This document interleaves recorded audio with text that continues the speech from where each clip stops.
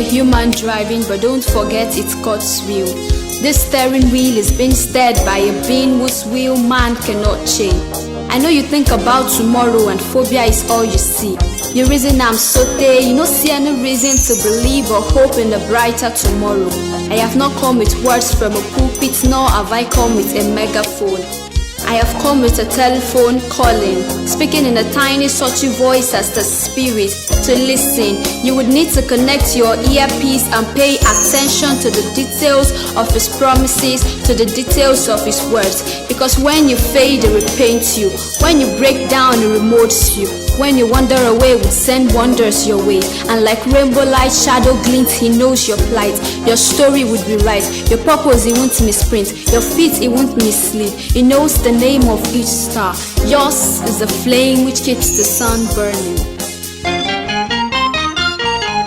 Ìjì tó ń jà yìí kò ní gbé ọ lọ. Ìjì tó ń jà yìí o kò má ní gbé ọ lọ. Jésù ń bẹ pẹ̀lú rẹ nínú ìjì náà. Ṣáàtì ìdìmú má ṣe jọ̀wọ́ rẹ̀. Ṣáàtì ìdìmú ṣáàtì gbẹ́kẹ̀lé.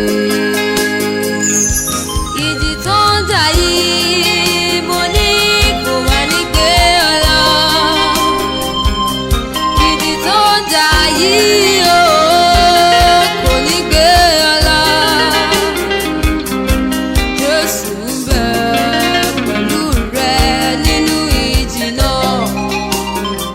Ìgbàgbọ́ rẹ ló ń fẹ́ o àti ìgbòho rẹ. Ìjì tó ń jà yìí o kò ní gbé ọ lọ. Ìjì tó ń jà yìí ohun tó ń là kọjá lọ́dún kan. Ẹ̀yin èrò tó wà lọ́kàn, ẹ fi èpè Jésù nìkan. Kẹ̀sì gbẹ́kẹ̀yìn lé pẹ̀lú òun ọkọ̀ àgùn. Ẹ má ṣe bẹ̀rù o. Ẹ kún fún ayọ̀. Nítorí Jésù lọ̀gá ọ̀gá. Bí wù kí jìnnà lè tilẹ̀ tán fún ọkọ̀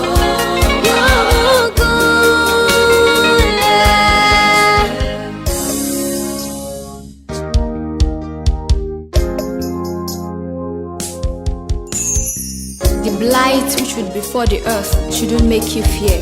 Science has spoken and I was deaf. Man has spoken and I was numb. But God spoke, and twice did I hear him speak. He say he is the Balogun, Osi and Otun. He is the Are no Akakanfo of the kingdom of heaven. He is Arobumasa. He stands gallant at war front. He was David's bravery before Goliath. To mortals, this field is tinted in crimson red, but to him, this is just a field of honor. And if you let him lead, he would ride your chariot. He would lead your army. He would avenge your adversaries. He would wrestle principalities and powers. He would fight for you and hold your peace. This is his triumphant pledge to victory.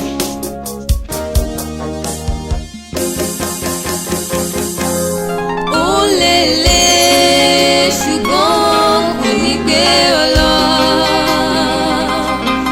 Ó lè máa fi ọ́ sọ́tún sósì o. Dúró lórí ẹsẹ̀